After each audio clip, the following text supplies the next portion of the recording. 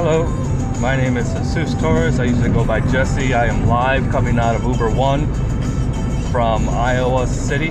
Currently, this video is going to be more about the networking planning that we've done in order to make things happen. Uber One was a project that I started from my previous class, and basically by networking with other individuals in my neighboring cities, I was able to get a vehicle up online and have it as a demo whenever we go to the major city called Iowa City here in Iowa. Kind of funny, Iowa City and Iowa City, Iowa. Anywho, right now I can tell you that when you're networking, you got to be able to be available pretty much at all times. And you know, going out and investing in yourself, investing in your education and everything else that comes with that, having an awesome smartphone, even a computer. This Uber One is actually with computer systems that are able to do the webinars that we've been taking, especially the one from earlier today. And whenever a message comes in, I'm able to see it live. When I'm on the road. So most of the time, I will sit and be traveling, and a message will come up, and I can instantly respond to it. And it's not just me. This vehicle is actually designed for the clients, so that they will be able to network. And when I am able to networking out to their people, they network with me. Because they know that this vehicle is going to suffice with what they need on an everyday basis. I've taken clients all the way down from Des Moines, all the way down to Abilene, Texas, Sweetwater, Texas, Dallas, Texas, and back to Omaha. I mean, I've been all over the place. As you can see, I'm a military member. I actually retired out in 2005 out of the United States Air Force, and I kept in contact with a lot of my former co-workers, and you know, we kind of toss ideas around here and there. And the thing is that being able to get things in a timely manner done, that way you can meet those deadlines. That's some of the stuff that I learned, how it's important with this class. Today, just like what I'm wearing right now, the Uber uniform, this is something that's not given to us. This is something that I have had designed with a friend of mine that owns a graphic and embroidery shop.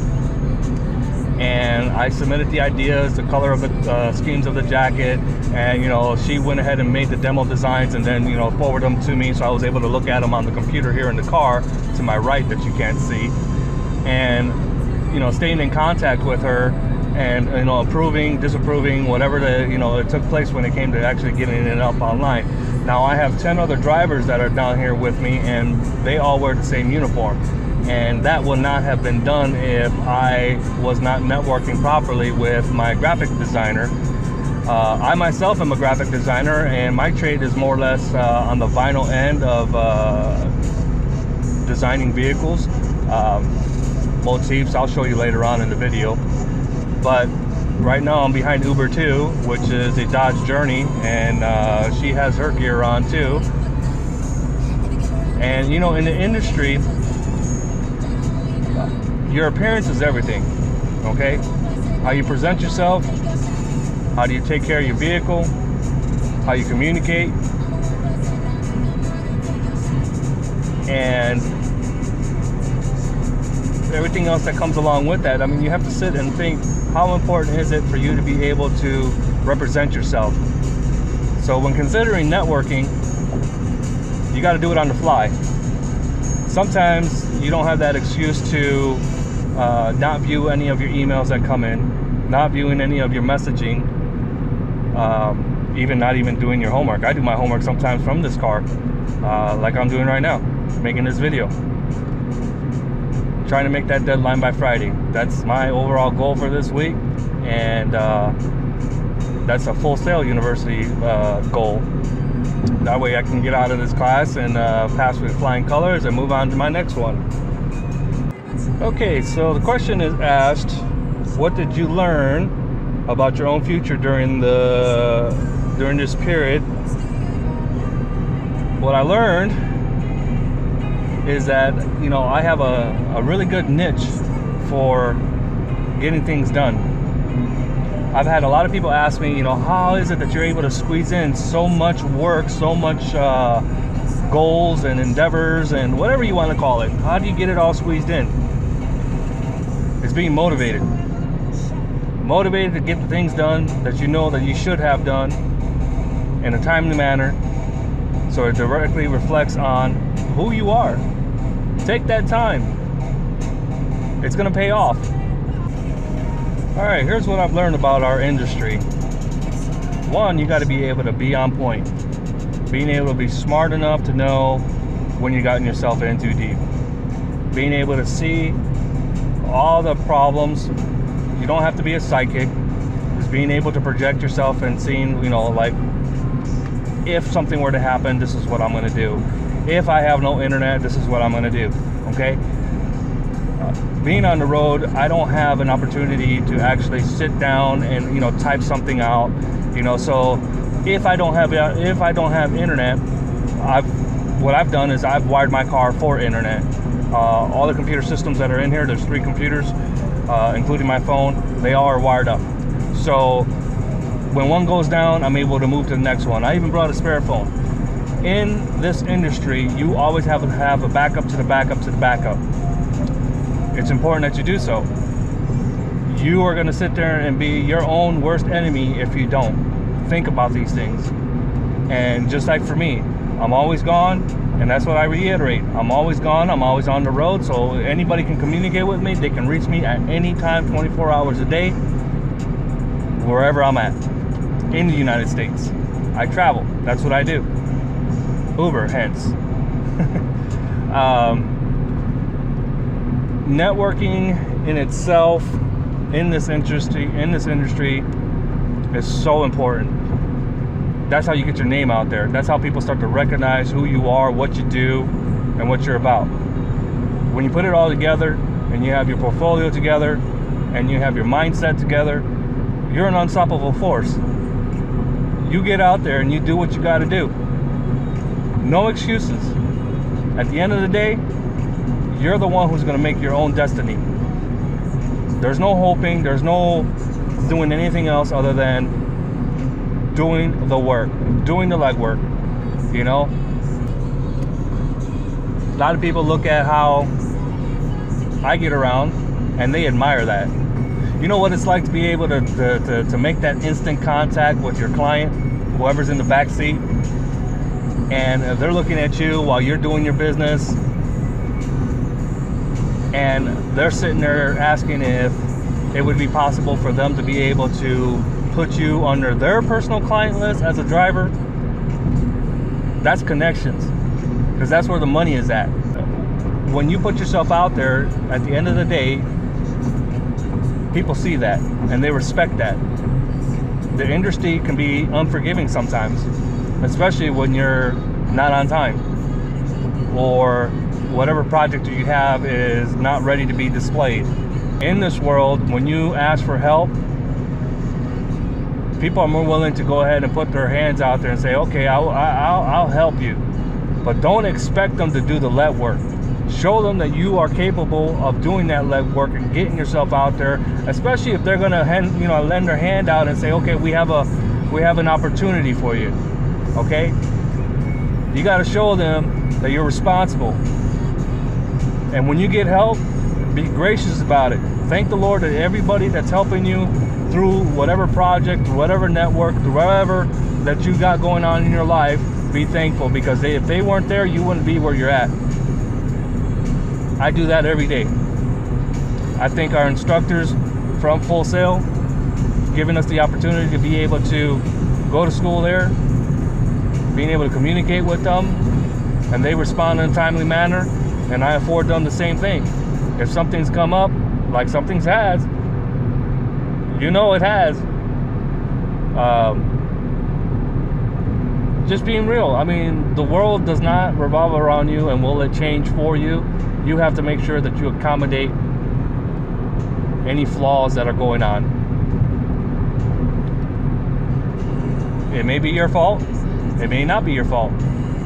what makes a real powerful person that people are willing to network with you is the fact that you are human.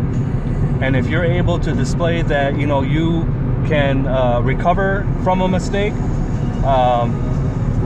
that's going to be your best bet. Okay, so the next question says, if you could give a upcoming TEM classmate some advice, what would you give them? Okay, best advice is get the stuff done as soon as you can, and stick to a schedule. A schedule is going to be very important. You're going to make sure that you want to get everything that you have in your personal life, your business life, your student life done. But you're not a superhuman. You need to make sure that you have everything in line, in place, and you know what your whole week is planned out.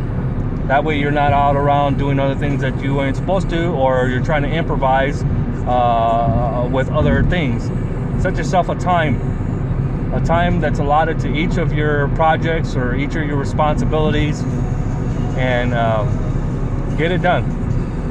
Now, getting back to that assignments, you want to be able to get that done for one reason and one reason only. That's how you're going to get graded. But consider this: if you turn in early work, how good is your work? How much time that you actually put into it in order to get it done? Me, I usually get things done by Wednesday. I don't turn them in.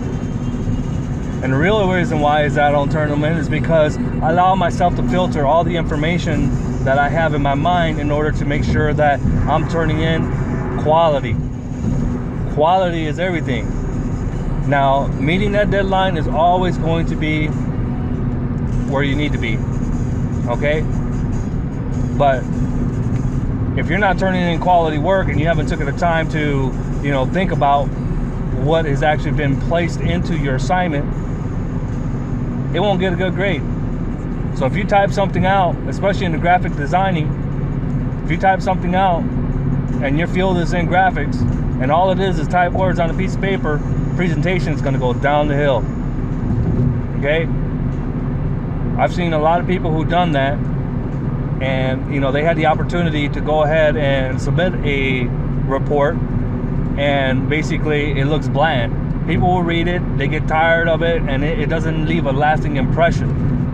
And that's what we're here to do as graphic designers: create our own world using our artistic talents, and what we see, we put it down on paper. What we think, we put it down on paper. So when someone hands you a report and they look at it and it has pictures, formats, paragraphs, hyperlinks, you know, things like that, that's going to show that that individual did their homework, did the time in order to get a piece of work done. Without that, all it is just another piece of paper with words. Think of it like this: when you go down and you go to a local magazine shop, and your favorite magazine is sitting on there, and it really doesn't have much on it on the front cover, but there's another magazine that's right next door to it, and it's popping. It's got design, it's got layouts, typography, it's got all kinds of stuff that's on it that's sitting there and say, looking at me, look at me, look at the time that I put into this magazine. That's what you want to do. Get that image in your mind that whatever you submit, you want it to be top of the line. Invest every single minute that you can. Think about it, embrace it, make it your own. And when you put it up for people to read, to criticize it or anything, like on our post, you know, they're trying to help you. They may see something that you don't see. You may be putting stuff in there that someone else might have more knowledge than you do, and come to find out that they're going to give you that little bit of help. You know, help is always good. Accept it, embrace it, and give it. Because what you get from people, you can also give back. It's a two-way street.